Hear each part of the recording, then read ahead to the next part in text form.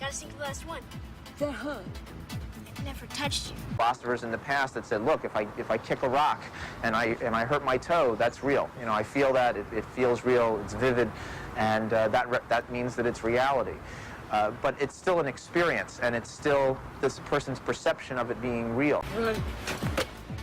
And it's not solid. This ball is mostly empty. In fact, the universe is mostly empty. Within all the atoms and molecules, all the space within the particles take up an insignificant amount of the volume of an atom or molecule, the fundamental particles. The rest of it is vacuum.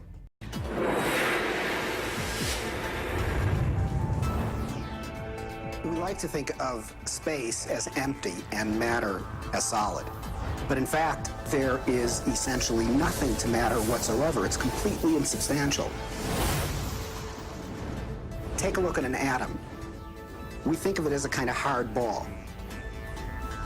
Then we say, oh, well, no, not really. It's this little tiny point of really dense matter right at the center, surrounded by a kind of fluffy probability cloud of electrons popping in and out of existence.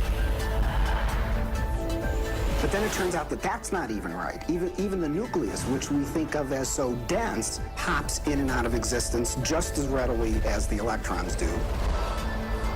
The most solid thing you can say about all this insubstantial matter is that it's more like a thought. It's like a concentrated bit of information.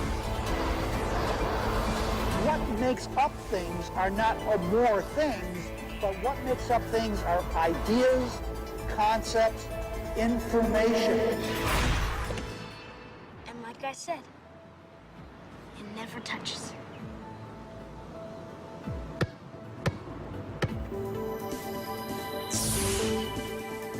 Those electrons build up a charge and push the other electrons away before they touch. So nobody touches nothing. These are questions. These are addressing questions of how the world feels to us, of whether there's a difference between the way the world feels to us and the way it really is. Have you ever thought about what thoughts are made of? Well, who sees then? Does the brain see? Or do the eyes see?